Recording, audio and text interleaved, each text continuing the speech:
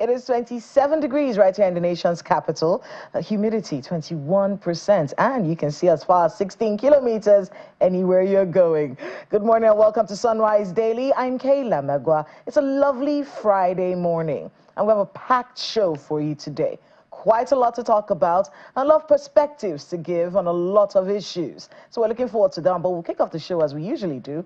We're giving you something to look at. This morning, we are going to Lagos. Yes, indeed. Just so we can see the beautiful, beautiful job that has been done in this part of the country. Our view today is the Lagos-Calabar Coastal Highway. Lovely sight. Even from the ground, it's beautiful. This coastal highway is a 700-kilometer project. It's still under development, right? So it's still being worked on. And it's supposed to run from Victoria Island, Lagos, to Calabar in Cross River State, and to pass through Ogun State, Ondo State, Delta State, Bayelsa State, River State, and Akwa Ibom State before ending in Calabar.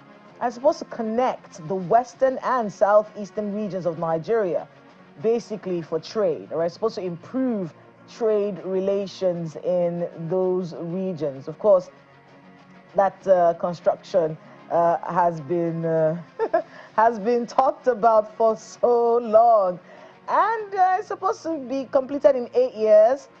4 billion naira per kilometer. Yes, that's the cost. 4 billion naira per kilometer.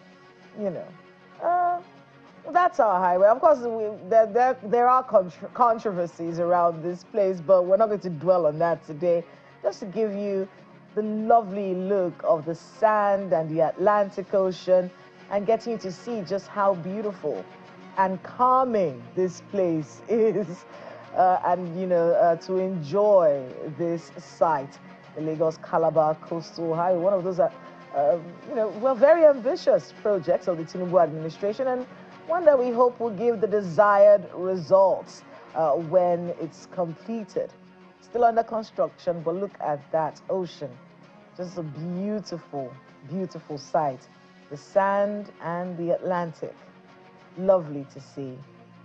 We hope this is done quickly, because this is one place I want to go to, just so we can enjoy the serenity of the place and watch how much development it brings to all the regions and all the states that it's going to go through. Lovely sight there this morning, and really calming for everyone this Friday. That strip of land right there in the middle of the ocean, it looks so small from here, but I'm sure when you're on the ground it's a lot bigger, but it just gives you a perspective as to the size of what it is that we're talking about here.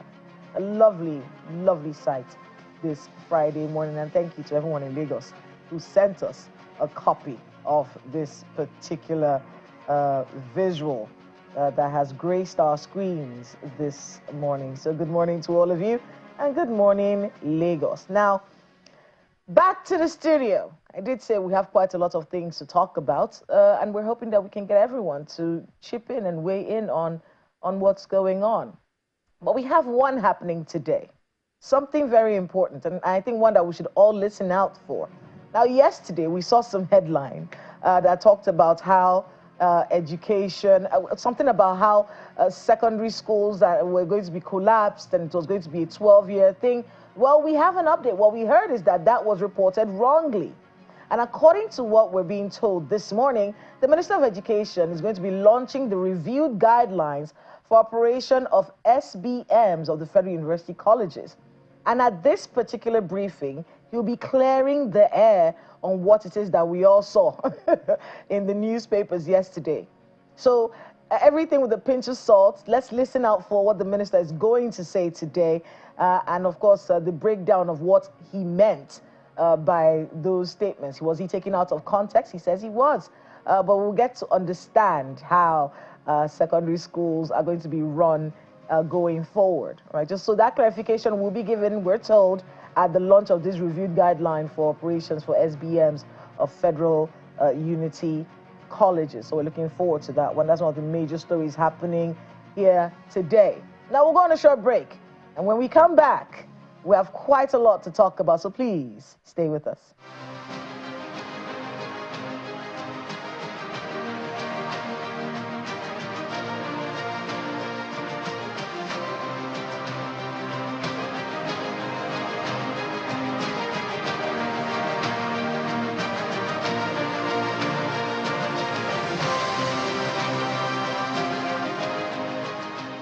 Welcome back. Let's begin our conversation with something we heard happened in Lagos yesterday. Apparently, there was an incident of shooting of personnel of the FRSC in Lagos by a police officer. And they said this was during an enforcement operation trying to track down fake number plates. Well, we have joining us from Lagos, the Lagos Sector Commander of the FRSC Corps Commander, Kehinde Hamzat. Good morning to you. Good morning. It's my pleasure being here. All right, so talk to us. Our condolences, first of all, with the shooting that we heard about. But just so you can give us a brief detail of what exactly happened. Yes, in line with the directive from the Corps Marshal that we should clamp down on fake number plates because they are becoming a security threat to the country at large. So in that case, we decided to carry out a nationwide enforcement. So in Lagos, and we have series of offenses, but this is a particular targeted offense, targeting the issue of fake number plates. So myself and my men from different commanders was personally there. So we gave an initial talk to the men. We briefed them on the do's and don'ts, on the various things. And of course, we have members of the press even present during the operations. So having discussed this, we shared ourselves into various segments to ensure safety. Unfortunately, I was at one side of the road. At the other side of the road, I had a gunshot. Getting there, I saw that one of my men was already down in the pool of blood. We had no choice other than rush him to the hospital. To the glory of God, we were able to arrest the, I wouldn't say if it's a serving or if it's a police or not, but he was putting on a police uniform. So it was disarmed and it was taken to custody. The driver of the vehicle was also taken to custody. So basically that was what happened, and we later took our own personnel to the Accident and Emergency Center in Lagos, after which it was stabilized, and we took him to Lagos State Teaching Hospital, LASUF, yesterday. So is he getting better? Yes, at least he's been stabilized. We've been able to talk to him yesterday. I left even the hospital around 1:30 a.m. this morning. So, but he's really getting better. I mean, since arrests were made, what do you think caused the shooting? Really, I just want to believe it's one of these. Among members of staff, even in FRSC, we have just one or two who will be cankerworm to the members of the public, because I wouldn't have seen any reason for that shooting. And I must commend the Lagos State Commissioner of Police. He quickly swift into action, and of course, he sent his deputy commissioner in charge of operations and even the assistant commissioner in charge of operations directly to my office, where we discussed, and of course, the police personnel has been sent to the commissioner of police for identification, and he has been taken to custody. And the commissioner briefed me yesterday that the man has been taken to custody and he will be tried probably today. So the commissioner of police, Lagos State, is in charge of this other activity. So the arm recovered had also been handed over to the commissioner through the deputy commissioner of police. I mean, it's such a worrying story. And, you know, we've heard about these sorts of impasses between different sectors of law enforcement, and shooting and the recklessness of it all. Well, we do, at least based on what we've heard you say today, there's going to be investigation. Someone is going to have to face the law for what has happened. But let's talk about these fake number plates. Do you have any idea where they're coming from? And what's the purpose of them flooding the streets? Precisely why we're carrying out this special operation is to nip the whole thing at the bud. Precisely, we have not really traced those people producing these fake number plates. And by the time we arrest as many of them as possible, definitely we'll get to the root of it, because that is the main target. Those people caught will be appropriately prosecuted, because they should be able to tell us how they got this number plates. So this is our target, and we're not going back. It's a nationwide operation. It's a directive from my Corps Marshal, and there's no going back. What are the fake number plates used for? Are they used for robberies? What's the game here, in your view? You can't precisely say, but majorly what we think is they are using, because most of these number plates are more from the presidency. They will say, you will see them labeled presidency, NYC, NANS, and some other things. Knowing fully well that these are institutions, established institutions, that probably law enforcement agents wouldn't want to disturb. But we now discover that they use all these things to perpetrate evil, different evils. And it's becoming a security threat to the country. When you check these numbers on the database, you discover that they are nowhere to be found. They are not anywhere. So when they misbehave right there, you start tracing a vehicle that you cannot identify. So we are trying to pick them, as many of them as possible, investigate and prosecute it appropriately. That's a very strange dynamic. I mean, it does feel sometimes like criminals and criminal activity keeps evolving. So the idea is to have a number plate that gives you some kind of credibility, and then you can not be stopped or, not... I don't even understand that, because no matter what your number plate is, if there's supposed to be a stop and search, it should be stopped, regardless of what name. Could they be buying into something that happens with the men from law enforcement, especially from the FRSC, who, when they see government plates, feel the need to just salute and let the person pass? And is there something that you may be doing in that regard? So there's no loophole. I mean, if people weren't getting away with having those kinds of number plates and no one stopping them or asking them any questions, then this crime wouldn't exist. What do you think?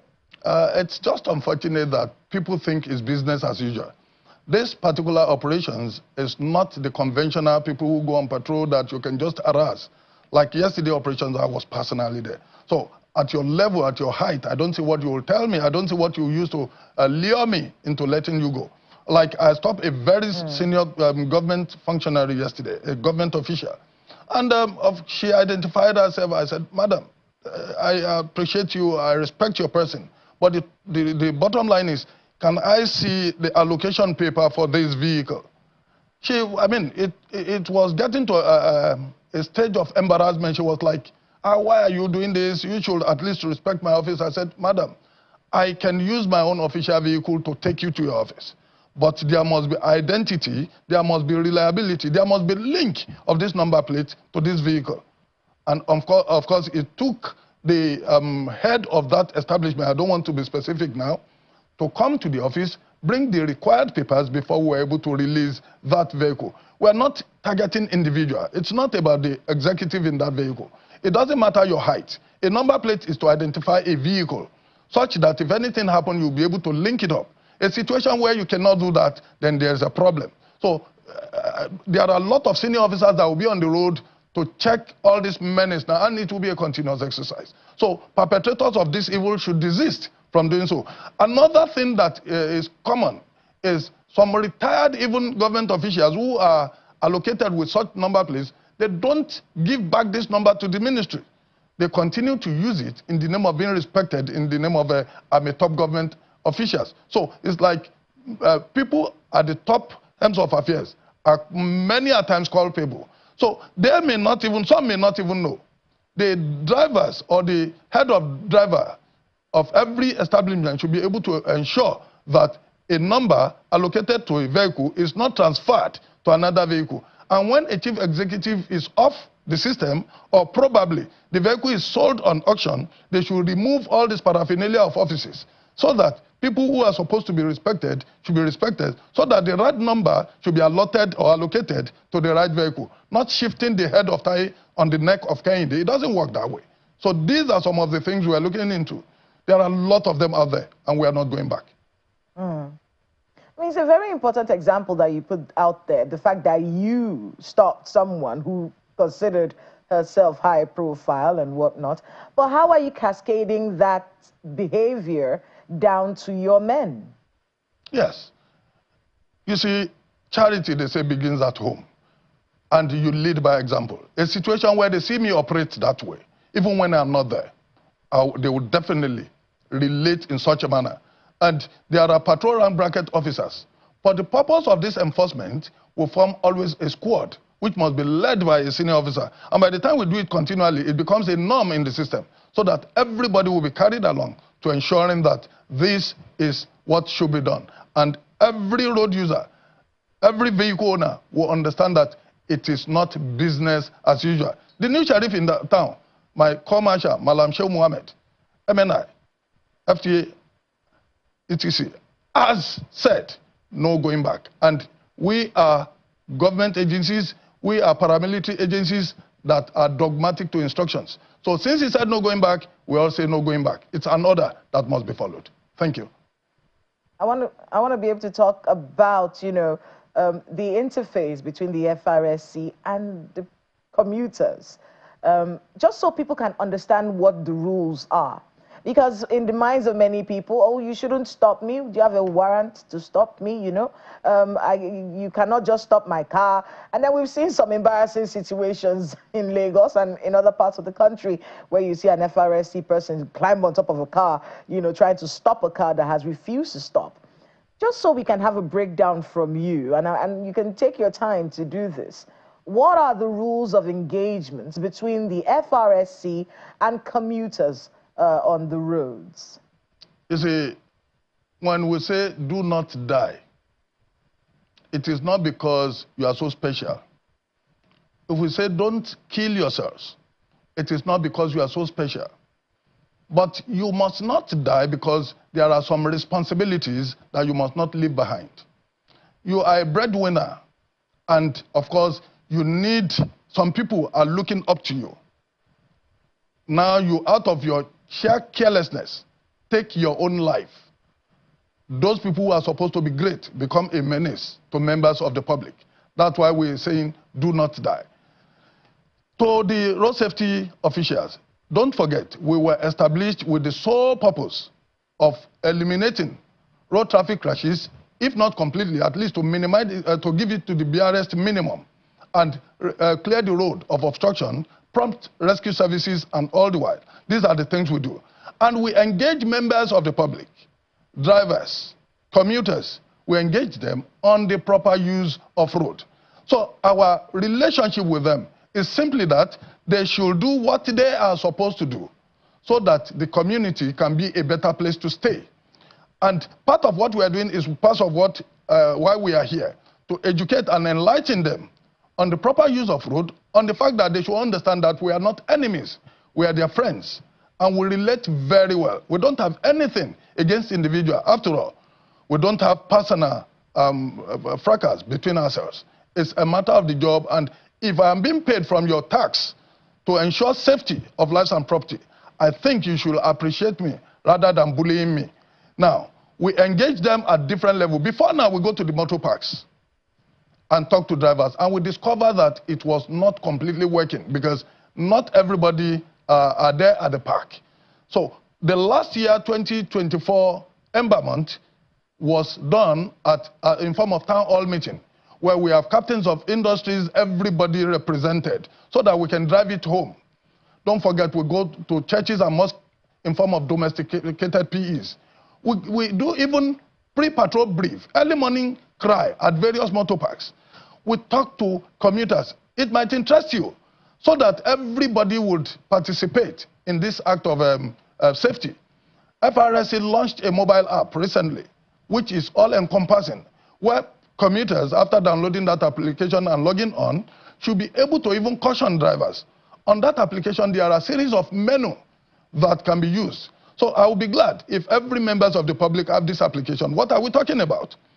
It has a speed monitor, which will beep immediately if driver is speeding beyond the expected speed limit. So it is expected that when it beeps, you should be able to caution your driver that this speed is becoming excessive. These are some of our contributions to members of the public, passengers, to be able to talk to drivers. And of course, there are these various black spots. Black spots are areas that are prone to crash, or crashes as the case may be.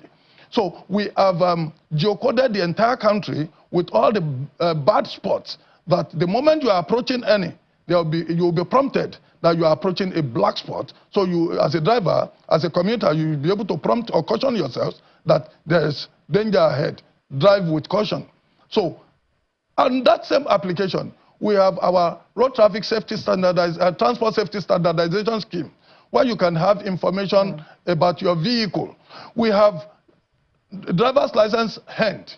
The most important one that I want the members of the public to take note of is the emergency services, where you can report crashes, where you can report diversion, where you can report anything that is absurd. When you go to the emergency side of the portal, when you click onto it, it will take you. You can report real-time events. For example, if there is a crash somewhere, you should be able to describe the crash and inform. There are people that are checking real-time at the back end, and they will inform the nearest command that this is happening. That is engaging members of the public, directly or indirectly, using technology. So there are other things. Your driver's license, the driver's license centers, you can see them. Approved driving school, they are there on that portal. There is a reminder on that same portal, whereas you can know when your driver's license will be expiring, your vehicle papers will be expiring, in form of something that will aid you to remember a lot of things. You can listen to the National Traffic Radio on that same application. Please, I want to admonish members of the public to make a juicy and judicious use of that application for the benefit of humanity. So we really engage them. Not everybody will listen to us as we're speaking, but the majority who listens should help us sell it out. Ministries, agencies, captains of industries are not too big like any other application. Download FRSC mobile app. It is for the safety. Thank you. I want to be able to get the update on what's happening with the FRSC and the National Association of Nigerian Students, NANS. We're seeing it back and forth, at least in the media, where they're threatening to shut down your offices if they feel like you're bullying their people because of this NVIS program that you have going on. And we saw the response from the Corps Marshal of the FRSC saying, we're not deterred. We're not going to lower our job or our standards because you're upset. Talk a little bit to us about the relationship between the FRSC and NANS. Honestly, we have a smooth relationship. I don't know where that is coming from, because when you, about 2 weeks ago, the Lagos State chapter of the National Association of Nigerian Students visited my office, and we related very well. Most things they don't know, we have to enlighten them to make them understand that this is what is happening. Okay, you can imagine somebody using non-number plates, and they use it for kidnapping. And you want to assume that this is a number plate attached to the NANS. You see, I many a times wonder when you are in... Sorry, I don't want us to lose that. Did that happen? Did you get any car that was used for kidnapping that had a NANS number plate on it? It did happen. And of course, it was publicized. It did happen. So all these things, we're trying to save the hearts of lots of Nigerians. Unfortunately, we were all students at the time. It might interest you to know that I was a speaker of a school. So the way we students reason, we should engage and collaborate to be able to get the real picture. We are not, we are parents. We have children in school. We were once students. We are not after them. They should do the right thing because they are the leaders of tomorrow. We are not having any face-off, and we're not ready to have one. They should go to every state of the federation. They have different chapters. In fact, their national body can visit the office of the Corps Marshal and ask questions rather than unnecessary face-off. I don't think there's any need for that. There's no need. Those of Lagos State chapter have come. I have engaged them. We spoke reasonably. It could be cascaded to every other state. And at national level, the core public education officer is there. They can ask their questions. We are not after them. We are not against them. We were once students, and we still have children who are students. So we are together in the area of safety and security. So they should appreciate the fact that we are ready to work with them, but they should work within the ambit of the law. And finally, before we let you go, just an update on the thoughts of weaponizing the FRSC. Where is that conversation right now? Well, it's a policy issue at that top level. In my opinion, personal opinion, if FRSC bears arms, fine. If the powers that be says no, we'll still continue to do our job. So it's something beyond my reach. It's something beyond what I can debate It's strictly a policy issue that will be discussed at that level. At least we know it has gone through the second reading or thereabout. So let's leave it to the people, the powers that be, to decide if we should bear harm. Bearing harm does not make or mar us. Not bearing it does not make or mar us. We'll continue to do our job. The people who are bearing harm at the time were not bearing harm. Their bearing harm does not impede or jeopardize their jobs. So we only feel, even the bearing of harm, we're not saying everybody should bear harm. For example, the Nigerian Correctional Services, they are bearing harm, but not everybody only have armed squad, like some other agencies too. You don't see even civil defense, Dictom and Ari don't bear arm. They have an armed squad.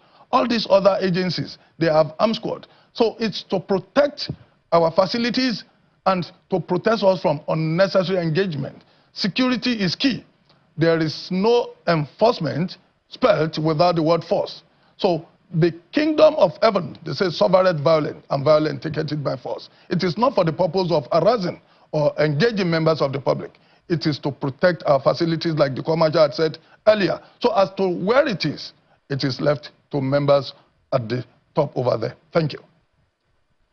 I want to thank you very much, Mr. Hamzat, Kehinde Hamzat, for being with us on the program and for your insights on a lot of these topics that were brought up. The Lagos Sector Commander of the FRSC. Thanks again for being with us. My sincere pleasure. Thank you for having me. All right. Well, on that note, we'll go on a short break. And when we come back, we've got more for you. So please stay with us.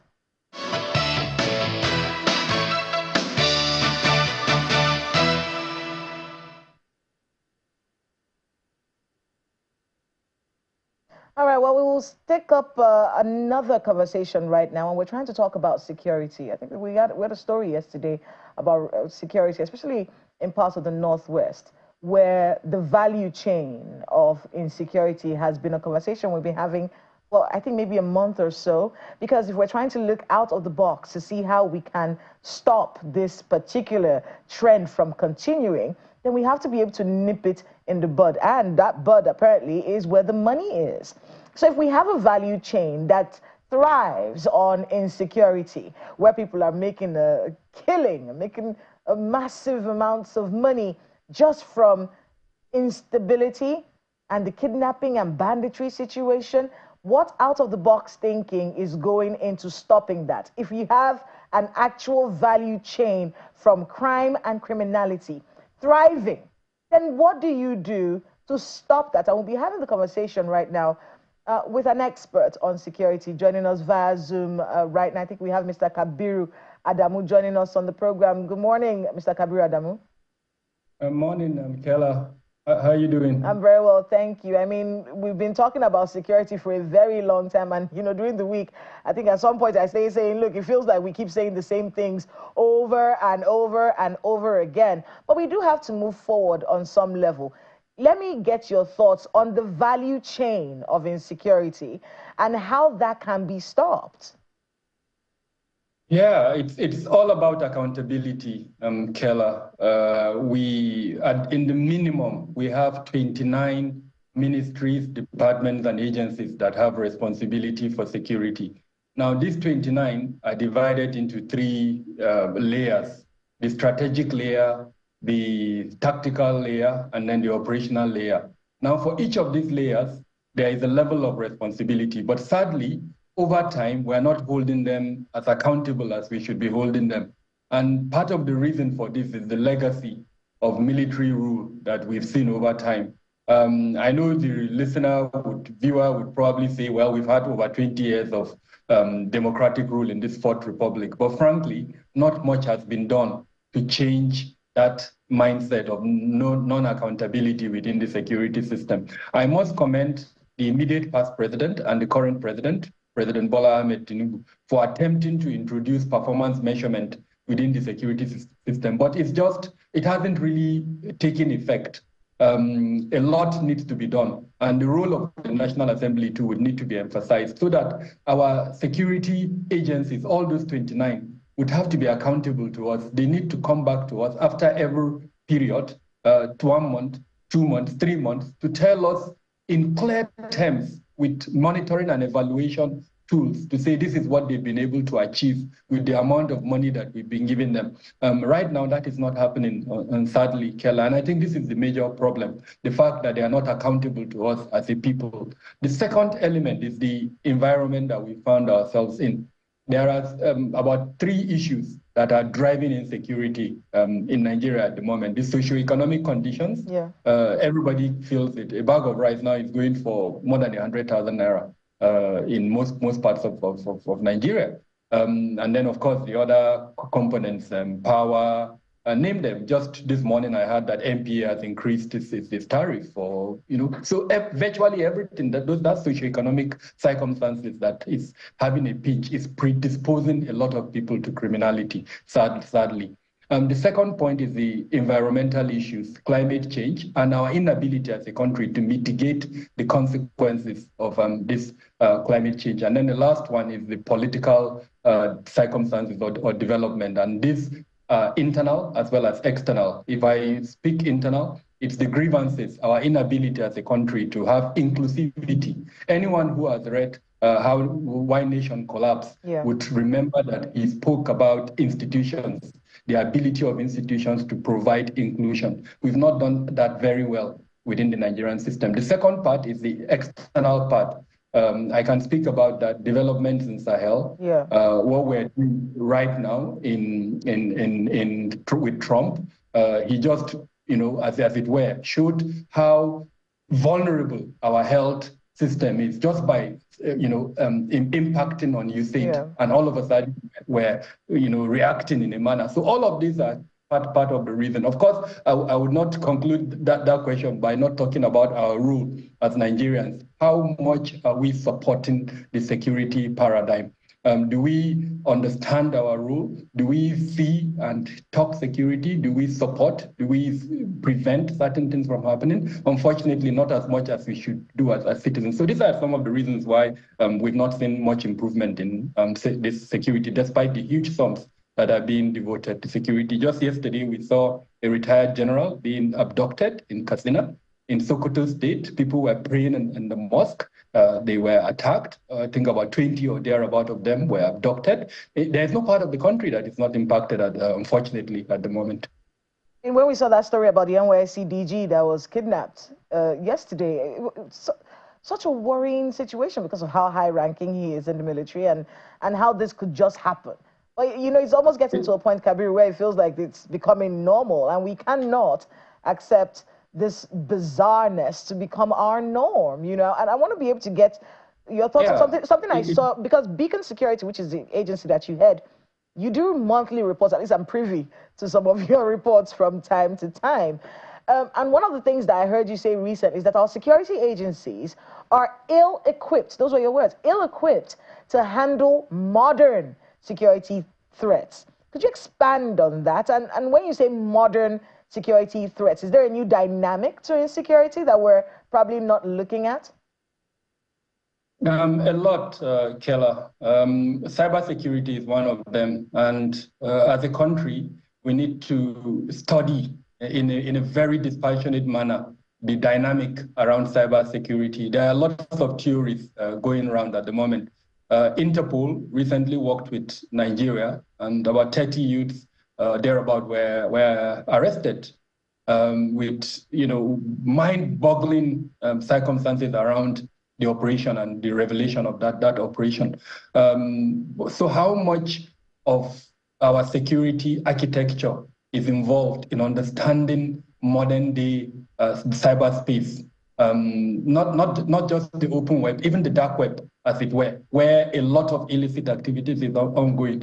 The variance, as it were, between our capability on cybersecurity, and this is going to 2 major agencies in government, the Office of the National Security Advisor and then the Minister for Communications, is how much of a handshake are we seeing between those two? The language and the body disposition I'm hearing is that communication is, of course, it's communication. It can't be in security. But in modern day, there has to be a handshake. The divergence between physical security and cyber security is so thin at the moment. And I always like to give this example. You are a security professional. you've been asked to go to, let's say, Transcorp Hotel to do an assessment, and you complete your assessment, you give everything a pass mark, but you forgot to take cybersecurity into consideration, and your principal, who is your president, who is visiting, now goes into a lift, and then one young boy who is 12 years old from somewhere in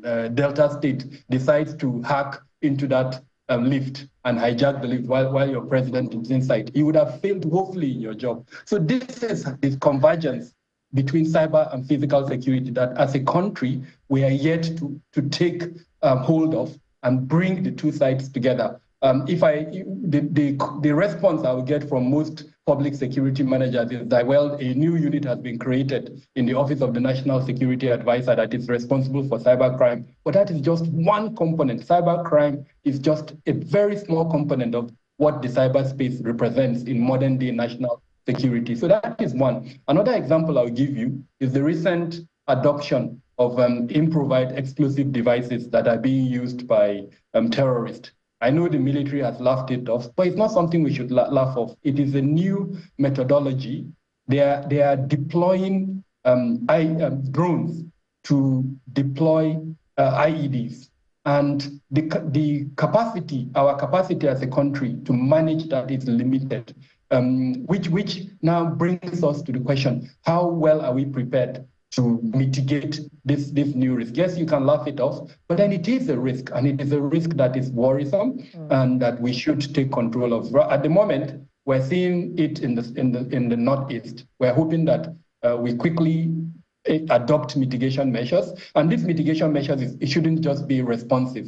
First off, how do they access the drones, the unmanned aerial vehicles? How are they able to entrap IEDs on those drones? How are they able to power them for them to move from point A to point B? These are all questions that we need to as a country. But even more importantly, Kela, is the materials that they are using for putting together the IEDs. If you had gone through our report, we highlighted the fact that it is concerning that we're seeing in places like Zamfara State, road-planted IEDs. In Niger State, in Shiruru in particular, the government issued an alert to the residents of Shiruru, warning them to stop plying certain routes because of road-planted IEDs. What are we doing as a country to prevent access of this? In the past administration, a committee existed in the Office of the National Security Advisor that was monitoring the movement of incendiary materials. I'm not sure that committee is still in existence. If miners are able to access those materials, and we're seeing the type of detonations and explosions that we saw in the month of December and January 2025, what are we waiting for? At what point are we going to realize that we need to take? So technology can come in to help us to analyze, to understand, to gather information regarding these things. Because first off, we're short-staffed in terms of the number of persons that all these security organizations need. So technology is a force multiplier. It's not just a force multiplier. It can help the human mind in terms of understanding these issues that are at play. Of course, it can also be a deterrent element. If there are so many components of that deterrence element, the ability to detect, the ability to gather evidence so that the offending party is prosecuted, technology can help in that regard. So there are so many applications. I've not spoken about AI. AI can be a force multiplier. We can't run away from AI. The moment the criminals are using AI at the moment to model their own operations. They can create a simulation of an attack and then perfect it and then carry it out in the physical world. What are we doing as a country to now model our mitigation measures, anticipate what these criminals can do, and then deploy it? So Kela, I can speak about technology from today till tomorrow on how it can support and help our national security, and not just national security, but both corporate security as well as our individual security for day-to-day activities. I mean, since we're talking about cybersecurity, I want to be able to get your thoughts on this international perspective that we're looking at. I think it's a conversation that I don't quite understand. I spoke recently with someone who was in cybersecurity, and the person said, look, this dynamic is one that we really need to understand and handle properly. And I'm referring to the fact that, and we saw that in some of our visuals, where you hear about training schools for people who will be committing all kinds of cyber crimes, and we saw some in Abuja here. And then when the parade of suspects is done, and whatever people may think about parades of suspects is a topic for another day, but when that parade is done, we now start to see a lot of foreign nationals among the people being paraded. And it just got me wondering. I mean, our Wi-Fi is not exactly the best here. Why would I leave China or Malaysia, where there's Wi-Fi everywhere and the internet access is like this, to come to Nigeria to perpetrate all kinds of crimes? And I think they even brought up the issue of that particular crime, something that had to do with a hotel scam, something that's been operated here and used to defraud people from around the world. I want to get your thoughts on how we're handling cyber crime in Nigeria and these parades of suspects and these international elements and the amount of young people, as we can see on our screens, who are being trained, in quote, according to the EFCC, in cyber crime. So I believe that the eco space for cybercrime in Nigeria, from a mitigation point of view, we've not even started scratching the surface to understand the extent and the depth of cybercrime in Nigeria. It's a whole range of activities, starting from the issuance of visas, I'm sure you've discussed extensively several programs on border security, but how much of border security is embedded into the issuance of visa? How well do you understand that it starts from there? I know the current Minister of Interior, with, of course, the Minister of the Immigration Service, has done quite well. But then the eco space is siloed. You see different elements. There is nobody bringing those elements together. Different nationalities. I don't want to mention any nationality, but I think anyone who saw that video that you showed earlier on would have seen what nationality it is. They collect visas. They come to Nigeria. They engage in different crimes. The one we're discussing at the moment is cybercrime. But what of mining? It is also another one that is concerning. So they come in with visas that are meant for certain purposes, but then they end up engaging in those services that are detrimental to our national security, to our economy, to virtually everything that we stand for as a nation, and yet we don't do anything about it. And this is because of the siloed nature of our approach to national security. When we discuss those visas, what of the issuance of the licenses? There are several organizations that provide, service providers that provide internet. Under what grounds do they sign those contracts with them? For every contract you sign, there is a clause there that says you can't engage in criminal activities. Yes, they engage in those activities with impunity, and they are not supported. So again, the eco space for cybercrime is so wide. And I must say, as a country, we've not even started scratching on the surface to delimit. Just yesterday, like I mentioned, Interpol arrested about 30 or announced the arresting. The arresting took place a little bit earlier, but it was announced just yesterday. So to that extent, I think we've not done well in terms of scratching the surface of these issues. We need to do better. We need to do more. I talked earlier on about a handshake between perhaps the Office of National Security Advisor and the Minister of Communications, who kind of resides over the infrastructure for cyberspace in the country. That mindset that one is security while the other one is not security, I think we need to move ahead of that. The National Assembly can play a role in supporting that handshake so that we see more collaboration between the two sides. I want to be able to get your thoughts on how the Tinubu administration is handling security, and I'll explain why.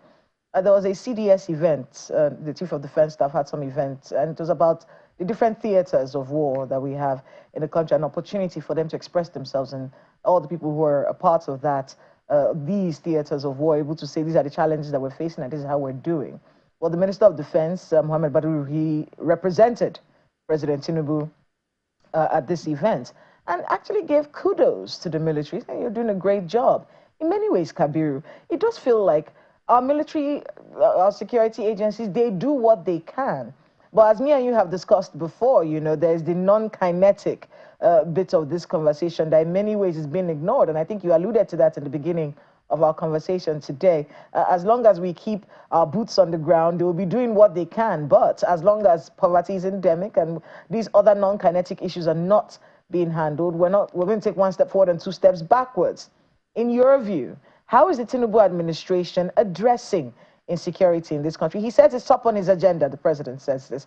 He says this is something that we're very committed to. The bulk of our budget goes there. You know, there's always something going on that we're trying to make sure that our military is doing what they can. Is he getting it right? And are there areas that he can improve on before the end of the year?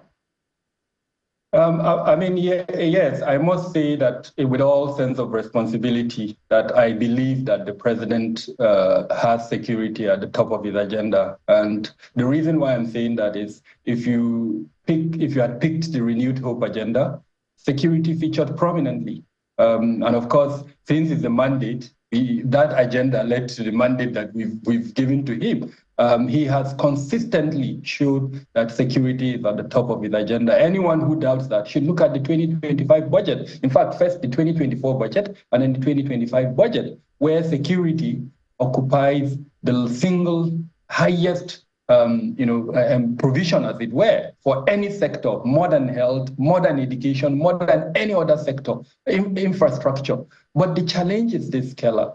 The agenda is there in the Renewed Hope agenda. We've given him the mandate. He's made about 8 promises within that agenda, the Renewed Hope agenda. But how much of those promises have been fulfilled? Almost 2 years into the administration. Unfortunately, not so much. He's appointed several persons, but I believe that those persons, for certain reasons, maybe political reasons, are delaying the implementation of those 8-point agenda in the Renewed Hope document that the president used and that we gave him a mandate. So, I mean, I love M&E, monitoring and evaluation. If you have a document, a tool, you can develop KPIs, key performance indicators, you can measure. I'm saying this dispassionately. There are 8 points in that. I can tell you with all sense of responsibility that not more than 2 of those 8-point documents have been implemented. And so 2 out of 8, I don't think it's a pass mark. And with all sense of responsibility, I would urge Mr. President to look back at what he promised. I mean, police reform is one of the promises in that 2 years down the road, we've not made progress in that regard. What we're seeing is a cyclical arrangement that is exasperating. We need to see progress in that regard. The talk shop that has been ongoing should stop. People are dying. In Beacon Security and Intelligence Limited, we documented over 11,000 deaths in 2024. That's worrisome. I know the president is a father. He has a heart. He listens.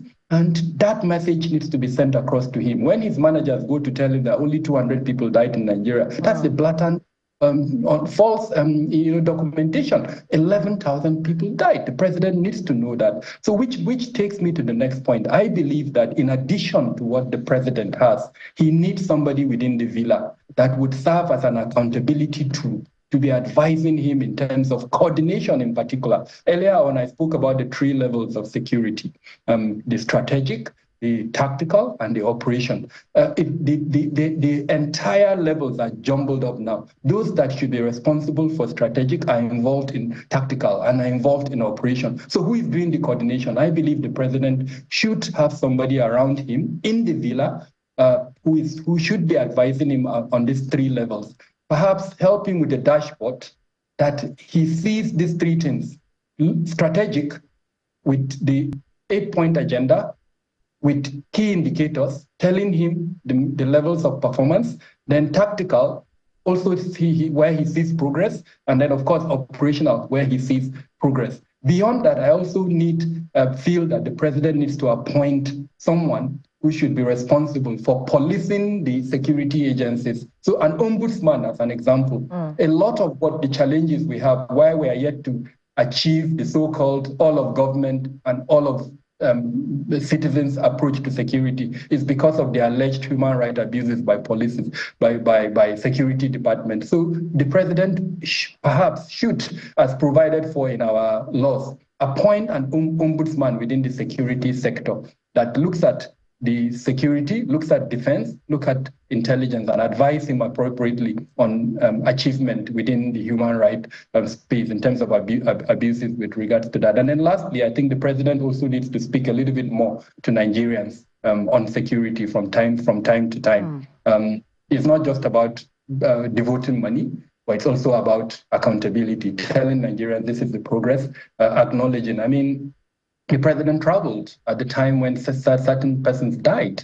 I don't think this is acceptable in most democracies. Oh, yeah. So that type of feedback, that type of engagement with citizens would also help the administration going forward. But on the whole, Yes. I don't doubt his commitment. His commitment is clear, and I've demonstrated how. What is lacking is accountability within the security sector. And I've given elements on how the president can improve. Absolutely. Well, I want to thank you very much, Mr. Kabiru Adamu, MD of Beacon Security, for being with us on the program and for all of your insights. And I'm pretty sure someone is listening. Let's see how much of what you said will be implemented in the days and months ahead. But I want to thank you for making out the time to be with us on Sunrise Daily. My pleasure. Thank you for having me. Well, it's time for Business Morning on Sunrise Daily. When we come back in 30 minutes, we have more conversation. So please stay with us.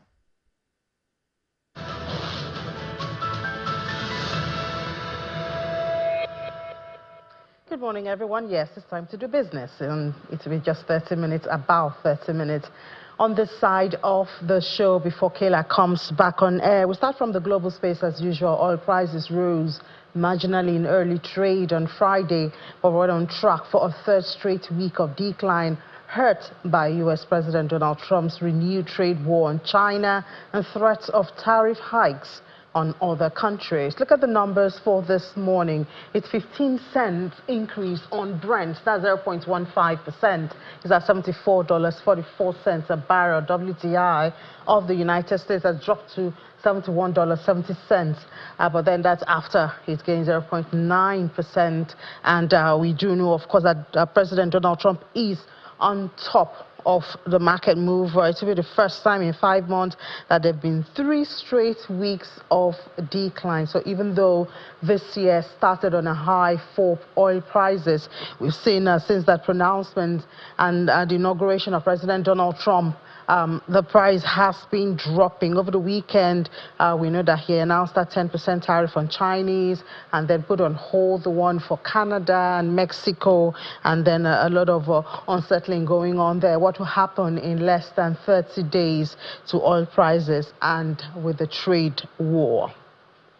And then we come to our Naira. Look at the numbers for this Monday's close, Thursday's close. And we've seen that, I think, for 2 consecutive days now, we've seen a drop to about 1,000, less than 1,500, even though not in all the market, but we've seen it either one market or two in the last 2 trading sessions. So the NFM yesterday closed at 1,499 Naira at 14 kobo, and then we saw the NAFEX at 1,505 Naira to 2 kobo, while the CBN rate, that's the average trade, the cost, the average price that was traded on the EFM yesterday, we saw was just about 1,500. The Apex Bank did participate in the market yesterday to ease demand pressures at the market, and then the market traded between this and 1,490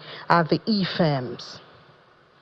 Well, yesterday, some not so good news for some quarters of the Cannabis Nigerian Ports Authority. They've raised the port's tariffs by 15%. Well, this is the first increase in 32 years. The NPA Managing Director Abubakar Dan Social said at the stakeholders meeting in Lagos that there was a need to address rising operational costs. Well, same thing the telcos are saying. And he explains that despite exchange rate fluctuations, higher fuel prices and increasing wages, tariffs had remained unchanged for decades. He says that the adjustments will help maintain efficient services and improve port infrastructure. The NPA promises to reinvest the additional revenue in security, cargo handling, and modernizing port facilities. And of course, there's been reaction following this. We see from the Lagos Chamber of Commerce and Industry, they've raised concerns over the sudden implementation of a 4%. Oh, this is another one that came on yesterday. That was the customs processing charge that was about 4%, had about 4% increase, and supposed to take effect from February the 4th. Well, the chamber is calling on the federal government and the Customs Service to suspend the charge and properly engage stakeholders before enforcement. While the charge is backed by law, LCCI argues that its abrupt rollout violates Section 23 of the Nigeria Customs Service Act, which mandates public notification. According to the chambers, this would be another addition to the multiple taxes which they face, as well as high interest rates and forex shortages. The unexpected charge, they say, will disrupt trade and increase costs. And so the chamber is calling for improved port efficiency, trade facilitation instead of new financial burdens. It warns that the charge could cause port congestion and harm the economy, urging the government to prioritize automation and infrastructure upgrades. Tariff from everywhere. Well, the Small and Medium Enterprises Development Agency of Nigeria, SMEDEN, they have the support of the United Nations Development Program, and they've launched a solar-powered garment-making center to provide SMEs with affordable access to modern equipment and reliable, sustainable energy. This initiative is designed to empower garment manufacturers by lowering operational costs and ensuring uninterrupted power supply through solar energy. And this is supposed to enhance productivity and business growth. Nigeria is home to nearly 40 million micro, small and medium enterprises that play a crucial role in the country's economy. However, erratic electricity supply has long been a major challenge for small businesses, particularly in sectors reliant on machinery like garment production. Yes, that we knew how much passion for the cost of doing business very expensive for small businesses. So what we're doing today is we're reducing that cost. Right now, small businesses can come in here, book a machine to work for free. They don't bother about power. They don't bother about buying the machine. They don't bother about maintaining the machine. They can just come here and work. As soon as they work, they produce the product. They can warehouse next door, yeah, and they can distribute the product anywhere across 36 states at the FCT at a reduced price, because we've negotiated an MOU with NIPOS, we've negotiated an MOU with God is Good Logistics. So our small businesses can distribute. With God is Good Logistics is about 20% off. With NIPOS is about 15% off. So this is more money coming to our small businesses for them to increase their productivity, for them to do bigger businesses, for them to actually expand the work that they're doing. And I assure you that more jobs will be created. Imagine this in all the 360 central districts or 109 central districts. Imagine the effect that would be in Nigeria, driving the cost of unemployment, driving low unemployment, driving low underemployment. That has hindered the capacity of many to do work and earn a decent living in Nigeria today. All right, and now the National Identity Management Commission has cleared FIC, that's Financial Inclusion Center professionals, to participate in the World Bank-backed Identity for Development Ecosystem Enrollment Service in Nigeria. Let's find out how this is going to work and if it's different from what we've been experiencing before now. We have joining us from our Abuja studio to discuss this the Executive Director of Financial Inclusion Centers and also of the Financial Inclusion Center Professionals Network PLC, Mr. Shola Bickersteth. Thank you so much, Mr. Bickersteth, for joining us on the program. Good morning. Good morning. So is this different from what we've been having before, having the FIC professionals now involved in this project?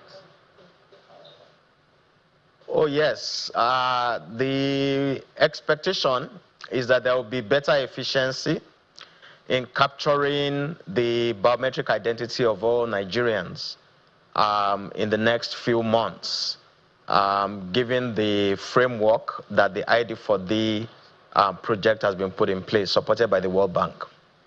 Yeah, but efficiency comes with infrastructure and all of that. How empowered are the FICs, to take up this role? FIC has been a leader in providing access to finance infrastructure across Nigeria. We've done this severally with state governments for the BVN enrollment across Nigeria. for the SIM-Reg registration. So we have years of experience to provide the kind of support that is required to ensure that every Nigerian from birth gets a digital ID in the next few months. Yeah, I was talking of the infrastructure. I know you're going to need computers, you're going to need internet. Sometimes you go for some of these things, you said, oh, there's no network, you have to hold on, you have to come back. So how empowered are you in that area? Yes, that's what I was referring to. In terms of connectivity, what we use are field devices. They are like big POS devices, if you like, that can be taken to field. And even in the middle of a remote area, they're able to have internet connectivity, and they're able to drive data back to the central NIMC database.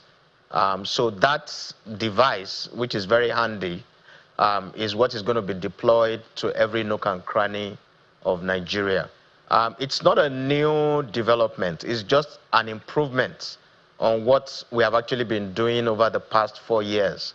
In the past 4 years, we've successfully acquired data of 108 million Nigerians. So this is more or less like phase 3, if you like, where we're going to acquire the remaining, but in a much more efficient manner.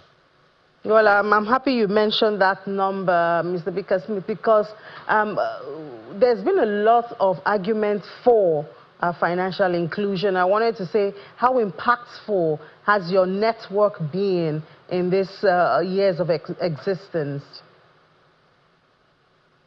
Oh, well, I think one of the obvious outcomes of our efforts are people that we now call POS agents across Nigeria.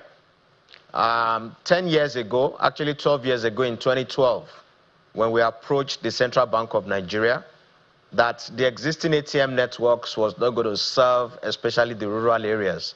And we proposed what is now called POS agents.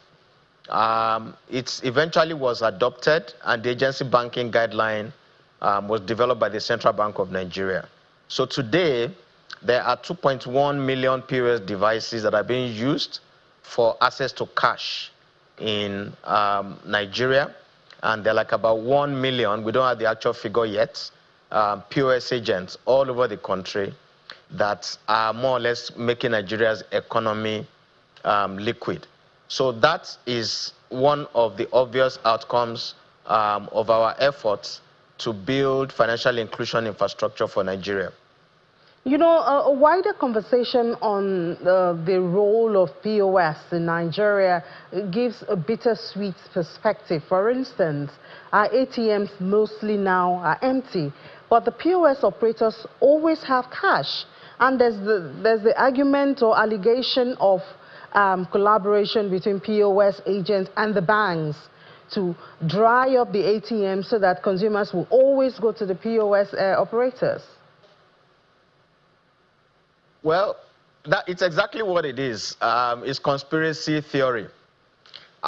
Everybody goes to POS not because the cash doesn't exist in the ATM. It is actually the opposite that happens.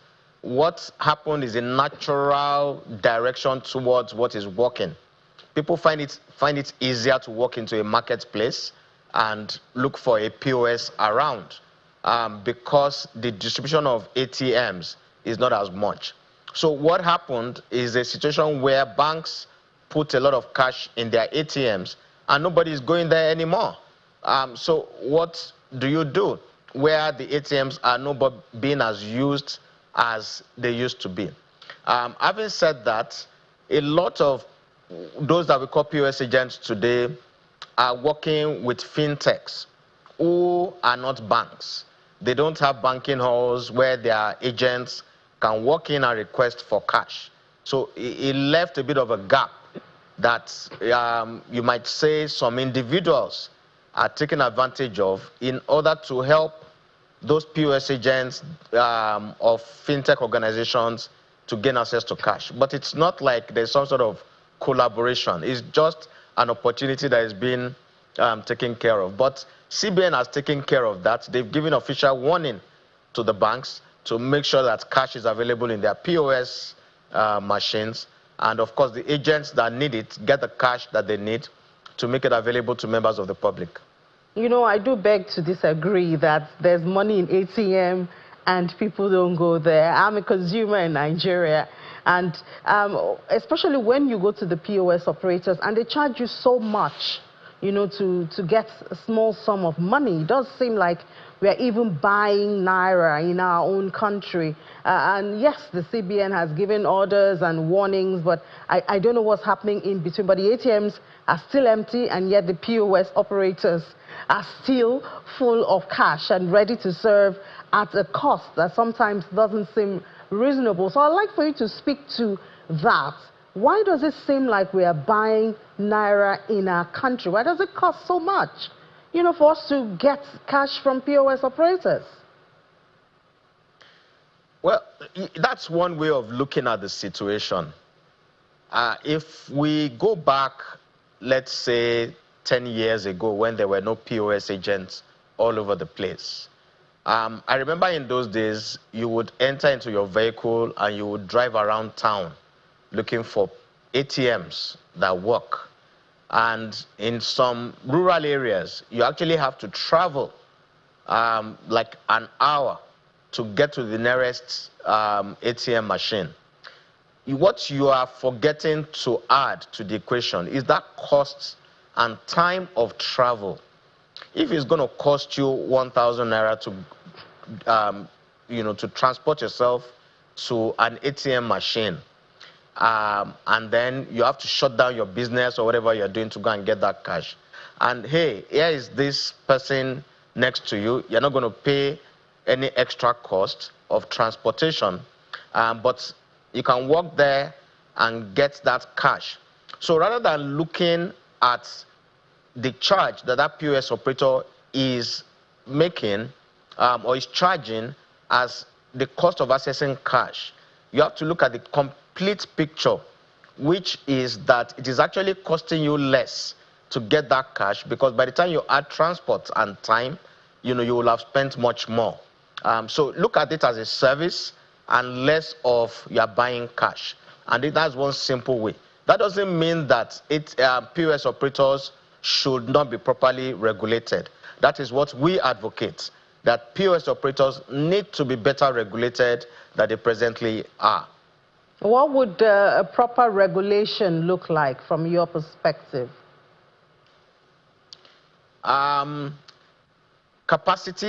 Capacity building is very, very important.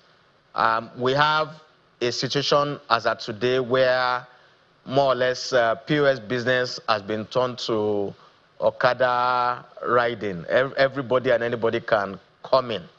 Of course, you don't need to be a university graduate to get into POS business, but there's some basic training, even for your own good.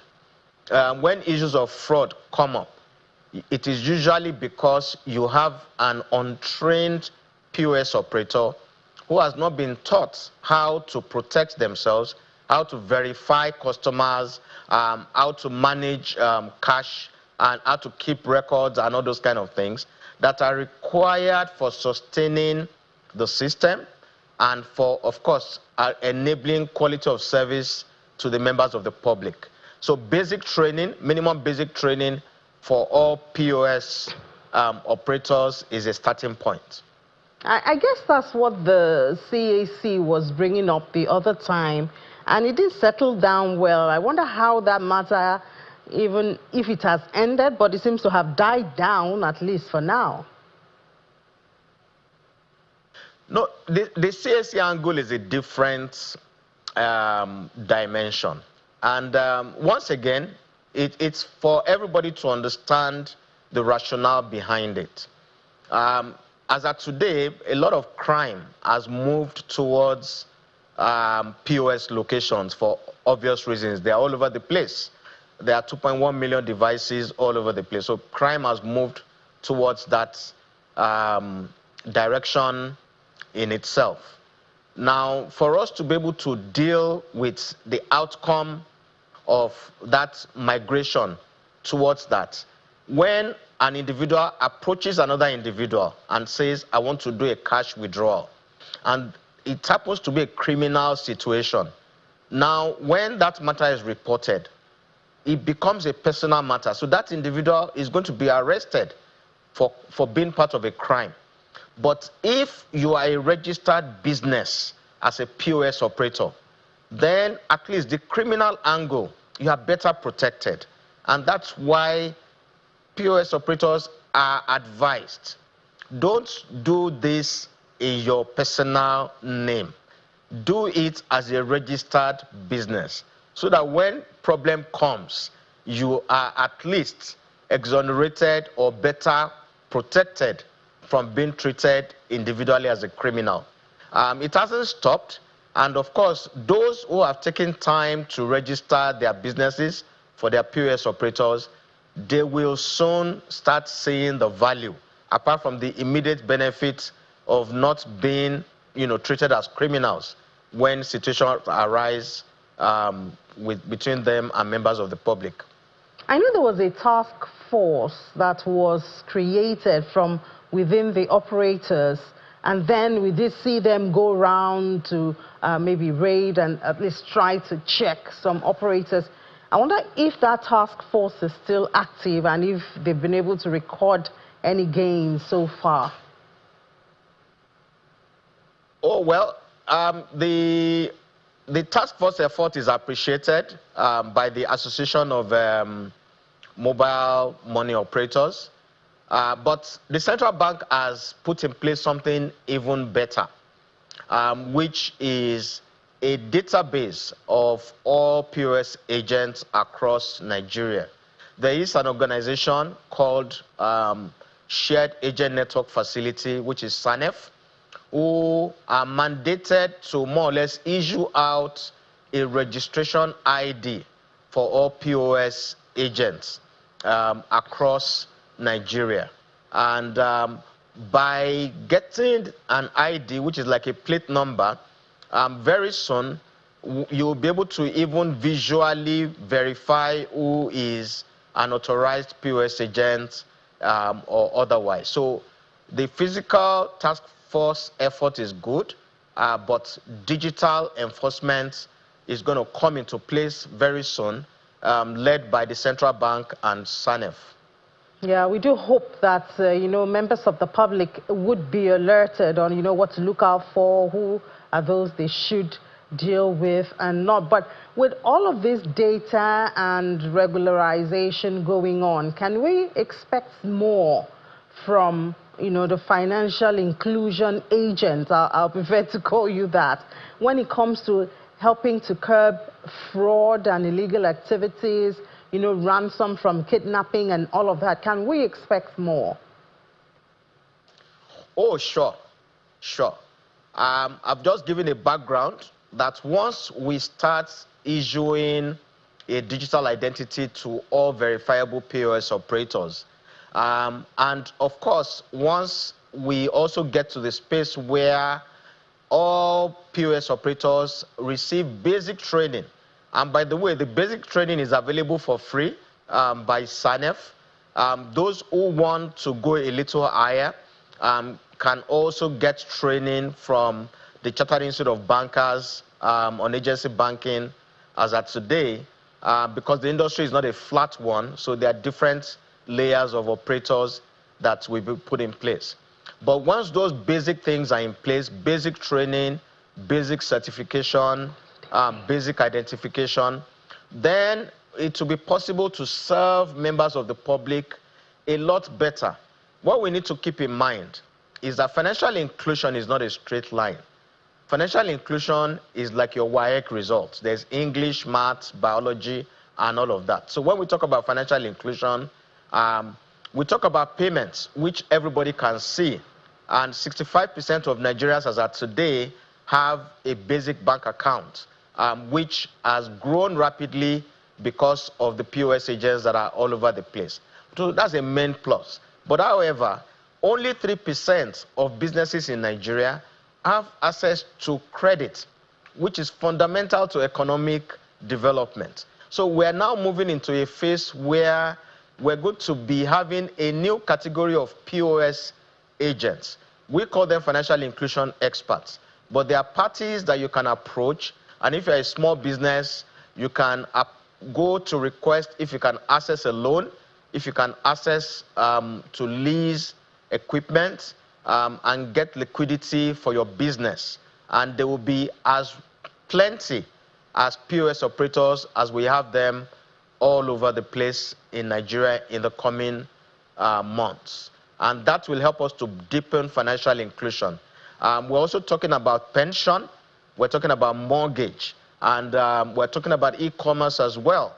And so this specialized new category of POS agents who will be certified by the necessary institutes, the Chartered Institute of Bankers, the National Institute of Credit Administrators, Nigeria Interbank Settlement Scheme, NIMC, Data Protection Council of Nigeria. All these people, they will train these individuals so that a lot more small businesses in Nigeria can start accessing loans, grants, credit, leasing facilities that can help them to grow their businesses and Nigeria's economy.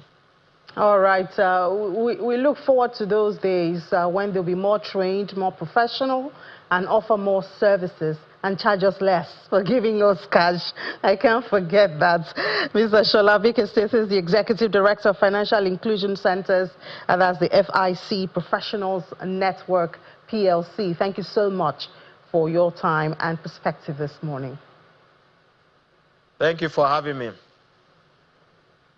All right, now the call from the Minister of Housing and Urban Development, Ahmed Dangiwa, to foreign investors to seize opportunities in the real estate sector, as well as data from Statista that the sector is set to grow exponentially, with projections indicating a market volume of about $3.41 trillion by 2029. Well, that seems to be getting traction. One of it is from the Gambia and representatives of the real estate sector in the country. They had a meeting with their counterparts here in Nigeria to discuss how to maximize the opportunities in both countries.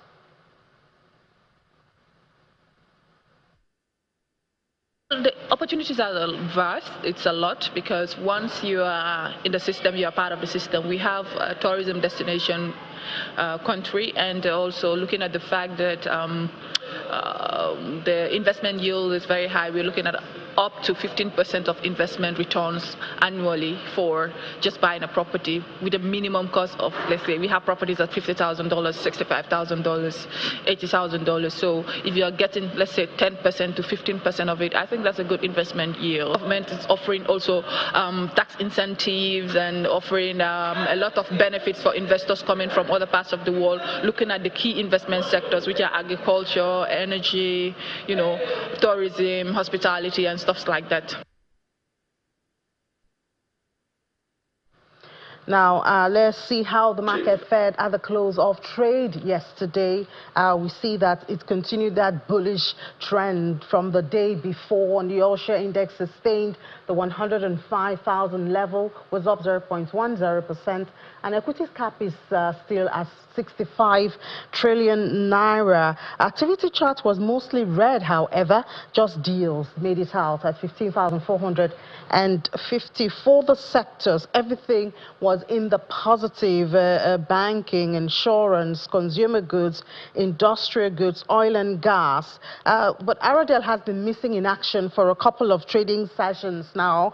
Look at the top trades for yesterday. You can expect that it would be the financial sector that would do it. Access Coast, Sterling Bank and Zenith Bank, they topped the trades, most attractive to investors yesterday. So we'll give you intraday numbers at 1 p.m. That'll be you and I at 1 p.m. Business Incorporated, when we do 55 minutes of business. For now, let's head back to the Sunrise Daily studio.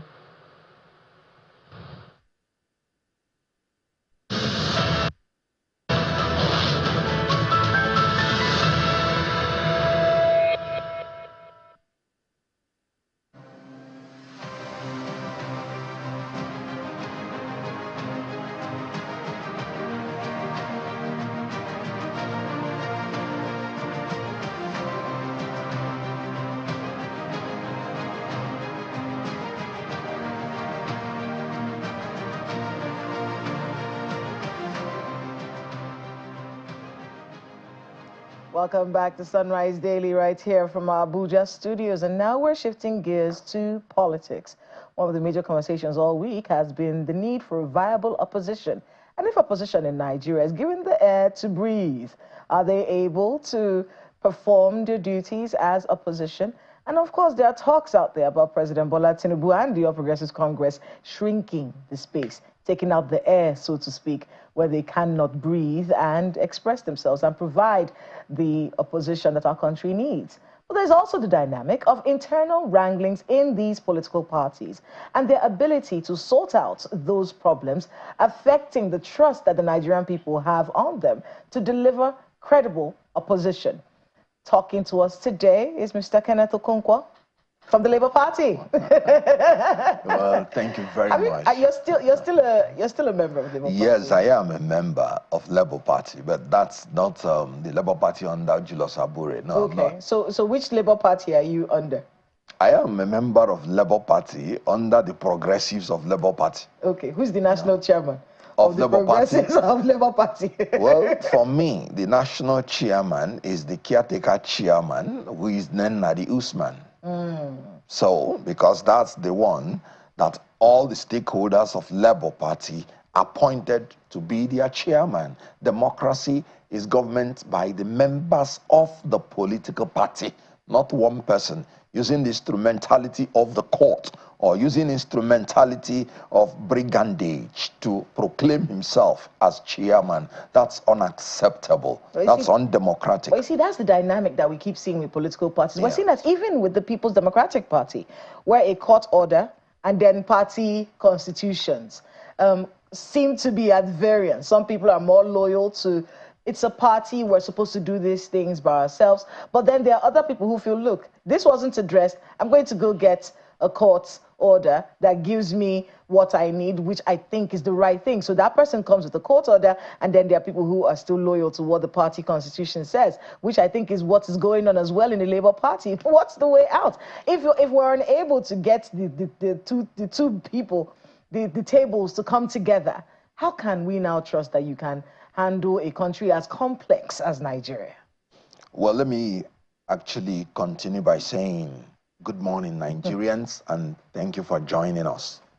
Now, I've always made it clear that I would never blame the ruling party for anything that is happening in the opposition party. Because excuses and successes do not go hand in hand.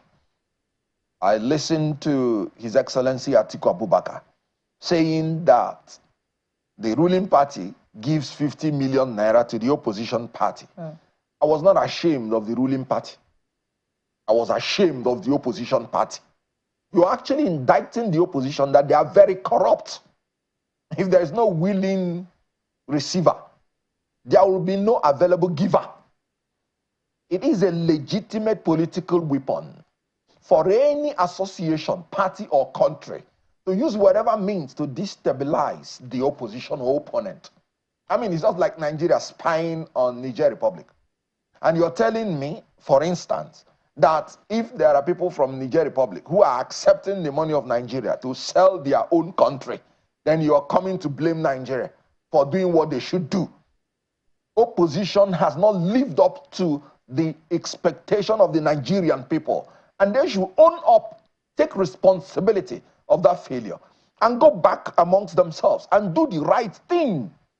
Reject the ruling party's offer to destabilize you, because it is in their own political interest to destabilize the opposition. But the opposition allowing itself to be destabilized shows that they are incompetent and corrupt. What is going on in the opposition party is because of the opposition party, not because of the ruling party. In 2023, when we convinced Nigerians that there should be a change of government, we rejected every entity from the ruling party. There is nobody in opposition that is very popular, that is very focused in what it's doing, that will not be enticed by the ruling party. It is whether you accept it. So when you accept it, don't come to begin to blame the ruling party. Look at what is going on in PDP, for instance, as what you said. Some people came out as G5, worked against the interest of the party, not covertly, but overtly. Yeah. And everybody saw it. And you, the opposition party, accommodated them and excused, gave excuses for them. Normally, when you allow such things, it will start graduating. Now, they want to take over the party. Now, the ruling government has given them appointment. And from that seat, they can use whatever income that is coming to purchase the remaining people. So they will go ahead to hijack the party. And when they hijack the party, then the true members of the party will become servants to the servant. Because their main leaders are now servants to APC, being ministers in APC. And the remaining ones are servants to that leader. So, meaning the PDP is now a servant of servants to APC. So you have to reject the yoke on your neck. You have to say, let me breathe. So what is happening in the PDP? Can you imagine the secretary? A court has given decision, has given judgment. The first court has given judgment. The appellate court has given judgment. And you're still sitting there claiming stay of execution. That's what we call balance of convenience in law. By the time you are talking about granting an application to somebody, you have to check the balance of convenience. If you say the secretary that did not get judgment should remain in office while the Supreme Court is considering it, it is an injustice on the person that got judgment. Because before the Supreme Court will finish, the tenure would have finished. No, the person that has judgment of a court should take possession, pending if you go and get contrary judgment. Because the balance of convenience is in his favor. It will be an injustice. I don't want us to miss that thought, because that was a sticky point. We will continue, but that was a sticky point yesterday when we were having a conversation here with former spokesperson of the PDP, Kolo Logbondiyan. And one of the things that he mentioned really was the fact that, look, a stay of execution is not infinite. It doesn't last forever. He was saying that lawyer, so you're a lawyer. Yes. Explain to me how a stay of execution works. Can it be overridden, as we have seen with the People's Democratic Party and the BOT? Right. In one case that I was involved in Court of Appeal, we won the case. And somebody brought an application for stay of execution in the Court of Appeal. And we were saying, this is like coming from the back door to make the Court of Appeal to overrule itself. If you have anything against the judgment, appeal to the Supreme Court. The Court of Appeal granting a stay of execution is like saying that we were wrong in our judgment. Now, stay of execution also does not operate against a declaratory judgment.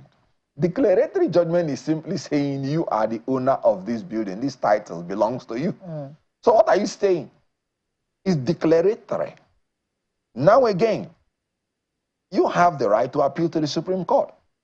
As for accelerated hearing, not using the instrumentality of a stay of execution to overrule a full judgment of the court.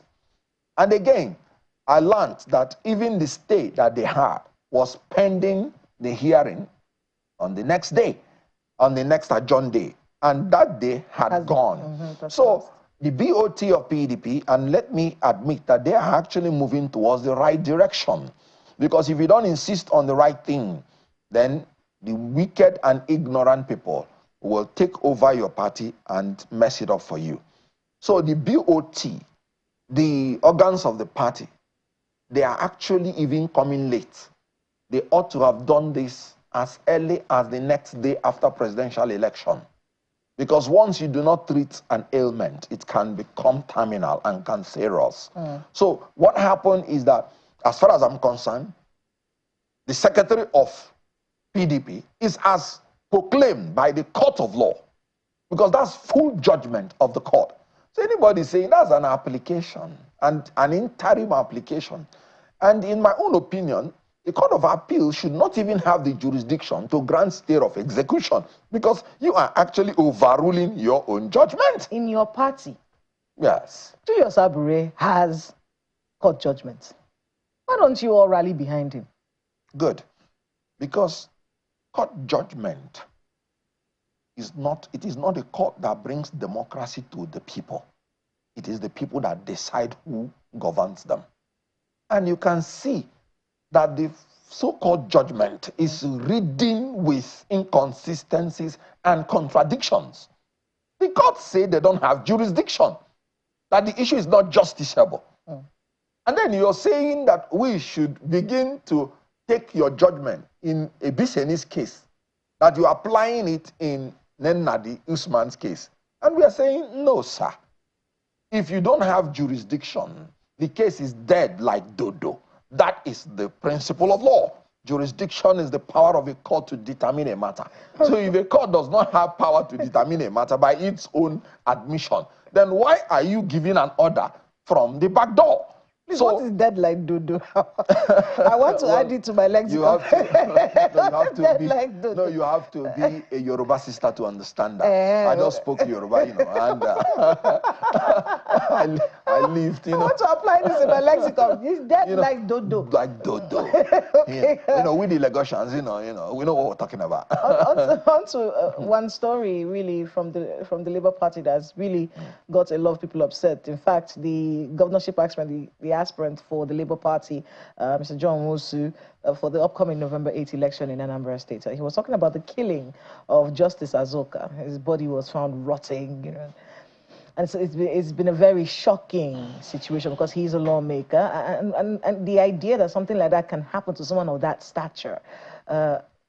And of course, everyone is calling out the Anambra State Governor, Mr. Soludo, saying, no, look, up the security game. What is this about? How can a lawmaker's body just be found killed and rotting somewhere on the road? You know, and the shock of it all. Let's talk a little bit about how the Labour Party is looking at this situation. At least we've heard from John Wosu.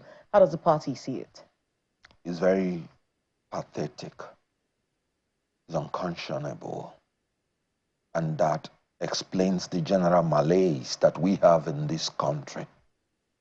That a sitting member of the House of Assembly will be so much degraded, killed, and treated, his corpse treated so disrespectfully.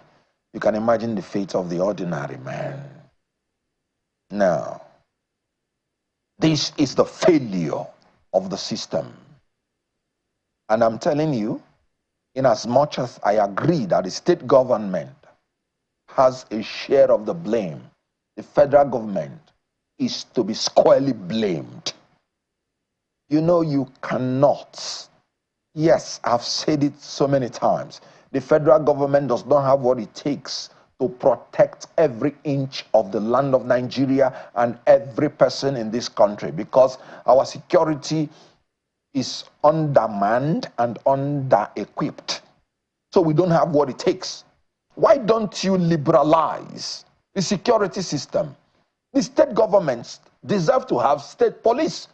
They deserve to have the equipment, the men to fight these things within their territory. Why are you assuming responsibility that you don't have enough authority to accomplish? So kidnappers picked him, who has the monopoly of the security forces. The federal government. You have only one police. You have only one IG. Now, they took him, killed him, put his corpse in such a manner. Federal government. Because it is not only when you want to, you know, exude power that you begin to say, no, carrying arms is illegal, the state is this and that, but you are not just providing the security. Why don't you allow state police? If Anambra had state police now, I would sit down here comfortably to blame the state governor, to blame the state apparatus, but they will be begging to even be allowed to use the chakakmam gun, and they will still not be given. So the issue here is that, okay, look at the DG, the former DG of NYSC, a general, and his entire family kidnapped in Katsina. When you're kidnapped, you are under the mercy of those people. They can just waste you like they did to this man. Even if you pay ransom, something might just go wrong. So this is a systemic failure, systemic security lapse and failure that we should blame the federal government squarely. It's either they have enough men and materials and money to secure us, or they should liberalize it. By now, as a nation that has more than 200 million persons, we ought to be operating the federal police, the state police, the community police. and you have just the federal police. It is not enough. So it's a failure of the system, starting from the federal government. Of course, the state government should be a blame, because you have to be creative enough to go away from difficult situations to protect your people. Some governors are doing it. The Southwest governors came with Amoteku and give it to them. Since they came with Amoteku, the security system situation has improved. But in Southeast, they came with Bubago, it collapsed. They came with this, and they need to be more cohesive. They need to be more cooperative amongst themselves, especially in the area of security. Enugu governor is doing well. He's digitalizing the security system, you know, because the man has actually started proving that he's visionary, he's digital, he's modern, and he's creative. And you can see that. I heard that he has a system where he watches whatever is happening in Enugu State. That is being modern and digital. So every state in the Southeast should move on to that level of innovation. I mean, we had that conversation during the week, really, the Enugu model. Oh, yes. And how it should be replicated across the Southeast, especially with the peculiarities of the problems in the Southeast. Absolutely. Let's go back to the Labour Party. Okay. Proceed. This divide is there. Is Peter Obi still your preferred candidate for the Labour Party? Well, you have to secure the land first before looking for maths. You're talking about what will happen in 2027. Yes. It's 2 years. It's 2 years away. That's what I'm saying. When I was talking about anarchy in Labour Party and we should fight to make sure we have Labour Party, it's because I know that if you don't have a stable Labour Party, you cannot be talking about presidential primary. So let us even have a stable Labour Party first before you begin to talk about presidential candidate. But let me tell you, any party that pretends to be democratic must give everybody who is willing and who is able to contest for any position the chance to do so. I've always said it, even when I was a spokesperson, that no ticket should be reserved for anybody. That would be very undemocratic. But if you have a stable political party, you will see that leadership evolves. In America, who in the Labour Party is going to be contesting this presidential ticket with Peter Obi if he decides to run even on the platform of the Labour Party? Who in the Labour Party would be interested in running against him, to get the presidential ticket? Good. Like I said, let us have Labour Party first. For me, in my own opinion, you said there were Labour Party is not existing. Now, PDP has problems. Labour Party is non-existent because it's purporting to have a leadership that did not emanate from the people. I was the presidential spokesperson. I was not aware that we were doing a convention. So which convention brought the executive you're talking about?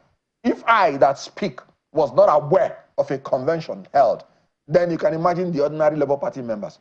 So as long as you are saying that there is a leadership under Abure, I put it to you that there is no leadership under Abure. So it's either there is a leadership under Nenadi Usman, or in my own opinion, there is no Labour Party. I have said it and I'm saying it. At any point in time, that by crook or by any way, Abure succeeds in establishing himself as national chairman, that is the day that I end everything about Labour Party for myself. I have said it and I'm saying it again. You will leave the party?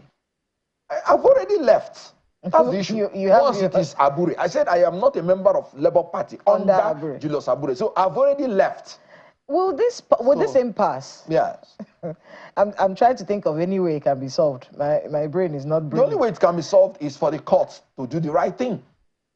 Will the Labour Party, not Labour Party. Will you people get this thing together? Will this party be together and ready for 2027? Talk about, our conversation today was supposed to be about the role of opposition and how Labour Party can be providing the proper opposition, and of course we're watching the PDP and other parties as well. How can the Labour Party be providing proper opposition in our democracy if they don't have their house together? That and the fact that would they be together come 2027. Good. Now, let me put it this way.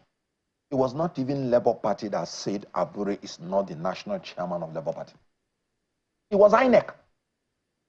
INEC told the world that this man and his co-hold, so-called executive did not organize a convention known to law. INEC is the supervisory body. And you're telling me one court said and one court, sorry, in the Constitution, the court is not the supervisory body to political parties. INEC said it, and they provided evidence. And the court told Abure, when Abure went to court, we don't have jurisdiction to entertain this case, meaning the decision of INEC stands. And when there is no leadership, according to INEC, what happens is that the people have gone to choose a caretaker committee to now organize the convention. It ought to be a very simple thing. But because the so-called executives must have been aligning themselves with the ruling party, in my own opinion, and that's why I said you should not blame the ruling party. When somebody is now an outlaw, he goes to submit himself to the ruling party, and the ruling party will, gladly welcome the person because they will now use him to destabilize the party. So what happened is that there are willing collaborators in Labour Party, led by the so-called executives, who have submitted themselves to APC for help, the ruling party. Do you have any proof And of they this? are being used. Is there actual proof that these people... Do you have names? Now, Are you able to point particular people who have done... Proof. Okay. Before the purported convention, they were saying, ticket is reserved for P2B. Ticket is reserved for OT. When INEC declared their seats vacant, and these people went and constituted a caretaker committee, what were they saying? No, the ticket is no longer reserved for anybody. The ticket is now reserved for APC. If it is no longer reserved for anybody, in my own opinion, it's as simple as that. Because you cannot approbate and reprobate. You cannot say you're reserving this ticket for this person when you were not having problem. Then you start having problem, and you're saying you're abandoning the person. So who are you now liaising with? And then the court will give a judgment and put one sentence that is an abracadabra that nobody will understand. Imagine a court saying, I'm hearing that the first time in my life as a lawyer. A court is saying this case is not justiciable. This case we don't have jurisdiction. But we are standing on the judgment of another case with different parties before the court. It's not done. So you have the hand of Esau and the voice of Jacob. And once there is no consistency, you will know that somebody is beating the drum, that people who are on the bank of the river are dancing. I mean, it's a very shocking situation. It is shocking. I knew we were going to get to this if we do not nip it in the bud. I told Abure then, go and conduct a convention known to law. If you win, so be it. I don't have any interest. I am not contesting for any post. I am simply looking for rule of law. I am simply looking for good governance in this country. And if we came to show Nigerians that we are the alternative that will produce the integrity they need, how can we, if our party is not doing well, how can we convince Nigerians? I am not the man that will sit down and start painting things the way they are, because it's good governance that took me to politics. I just told you about what Governor Mba is doing. I am not in PDP. Look at what Governor Obasani is doing in Kaduna State. He's APC. But look at how he has managed the ethnic diversity and religious diversity and is bringing peace and saving lives. That is what leadership is. Telling the people what they should hear, not what they want to hear. Look at what Zulum is doing in insecurity in Borno State. You can see that the insecurity situation, no matter the flare up from time to time, is improving. Look at the former governor in Niger State. Look at how he is focused on agriculture. He say his name is even farmer governor. I mean, with these examples that you're look at what Fubara is doing in River State. With these examples that you're giving, they cut his are you sure that you will still be? Because I've been waiting for you to say Alex Oti. Yes. And you have not said Alex Oti since we started this conversation. My question is, are you sure you will not defect? Now, I don't like hearing the word defection. Okay. Yes, what you will say is, Are you sure you will not resign from Labour Party? Are you sure you'll not resign from Labour Party? Good. And I'm telling and you join that another party. as it is now, I have already left if Abure is the chairman. Okay. My words are very... Okay. I am a member of Labour Party. Yes. But not under Julius Abure. Okay. So by any crook, if Abure managed to... Because this is Nigeria. I would have told you it's impossible if we were not in Nigeria. But because we are in Nigeria, when a case is in court, unfortunately, anything is possible. If he manages to wangle himself and becomes national chairman, it's automatic. You know me, I've always said it. Never does not belong to me. It belongs to God. So I don't use the word never. Because we are dealing with human beings, especially a collegiate set of human beings that have no integrity. Alex Otti is doing exceptionally well. Why I was not mentioning him is so that you don't say I am praising him because he's Labour Party, belongs to the same party with me. Yes. Just for you to know that I will praise good governance wherever it is going to come. We are trying to launch a movement for good governance by March 1st. Yes. Where we are going to get the best of leaders in Nigeria to come and lecture us on the secrets and strategies of how they have been providing good governance despite the challenges. Look at Fubara. They cut off his statutory allocation. He kept moving.